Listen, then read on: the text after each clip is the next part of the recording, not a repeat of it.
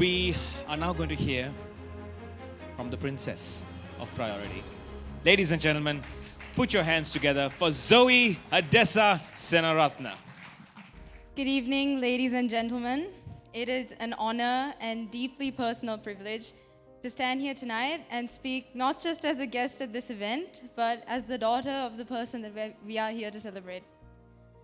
For 40 years, my dad has been a part of the insurance world.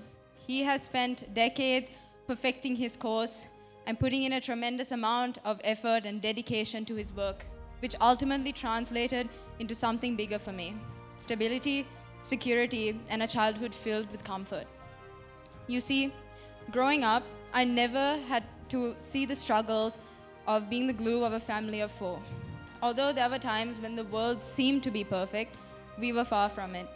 There were points in my time growing up where we struggled. Our life was full of inconsistencies where tensions rose, relationships shifted, and expectations changed.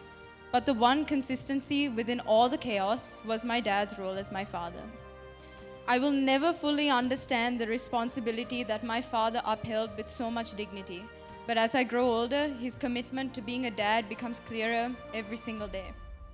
My dad's capability to uphold a professional career, pastor a church, run hotels and restaurants, and on top of that, be an anchor to his children is something that I hope to accomplish even a fraction of.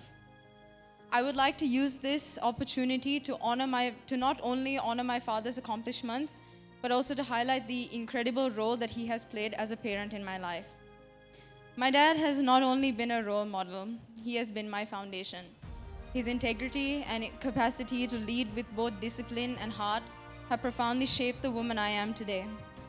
He taught me that character is not built in easy times, but in the moments where we choose to stand firm in the face of hardship.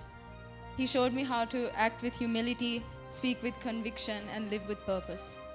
I'll never forget the time that I was sitting in the car, bawling my eyes out and unable to think with reason. I struggled to internalize or retain anything that was being said. But there were 3 words that my dad told me that I carry with me every single day. Trust God's plan. These words deeply resonated with me, so much that they found a place on my arm. These words serve as a daily reminder that regardless of how difficult life may become, everything ultimately falls into place, which is a truth I have witnessed firsthand through my father's journey. During my formative years, I faced feelings of isolation and uncertainty right in the eye. I struggled with issues regarding my family, my friends, and every single person that I encountered. Over and over again, I questioned my self-worth. As a kid, I'd ask myself, why doesn't anyone want to be friends with me? I fell into a cycle of self-doubt due to the actions of others. If it weren't for my father, I wouldn't be standing here today. My father was the one person that taught me to love myself and take pride in the background I come from. When the world wasn't a kind place, my dad was the voice of reason. And above all, my father taught me how to be kind and to forgive the people that have let me down. How I see my dad can be shown through my SISA volleyball tournament in 2024. During the semi-final, my high school team, the Geckos, played the American School of Bombay. This was an undefeated team, which every other team in the league feared. We played a tough game and ended up winning. The first person who I ran to in the stands after my win was my dad. Later on that night, the Geckos had made it to the finals for the first time in almost a decade. This was a team that I had captained for nearly 3 years, and the pressure, dedication, and training had led up to this very moment. Unfortunately, during the last point, the ball hit the ground on our side of the court and the opposing team won the championship. The first person who I looked for was my dad. Once we got off the court, I ran to him. My dad didn't offer me cliches or hollow encouragement. He simply held me and told me that I did my best and that was all that mattered. In both victory and defeat, he was the person I wanted by my side. Dad and I are very similar. We get hurt the same way and we love the same way. Even though there are times where we get really mad at each other, we both know that deep down we are very much the same person.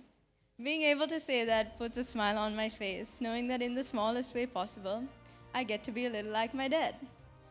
As I head off to Alabama in a few weeks, majority of the advice I've received comes from my dad. I'll forever cherish every minute of every hour he sat with me by my bedside and answered every question that had to do with my future. I'll never forget all the volleyball games he showed up to, regardless of how busy he was.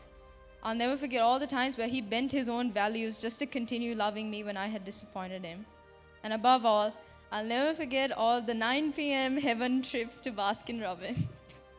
This is who my dad is. As we stand here today alongside my father, I want to thank everyone that has a significant role in being a part of this family greater than the four of us. To those in his professional life, his colleagues, mentors, and friends within the insurance industry, thank you. Your continuous support throughout his journey, through both challenges and achievements, have been instrumental in shaping a career which has served every aspect of his life.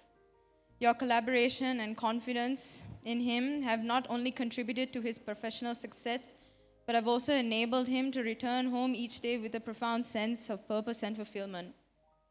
Without you and God, I wouldn't have been able to achieve the education that my dad had worked so hard to let Nehe and I achieve. This is something I'll forever be grateful for. To our beloved church community, the hours of prayer you have invested into my dad's life have not gone unnoticed. You have sown seeds of faith and wisdom, and today we see the fruits of that labor. Your presence in his journey has been a quiet but powerful force, and for that we are truly thankful. My dad didn't just build a career, he built me, and being able to call him dad is the most rewarding feeling I will ever know. Thank you.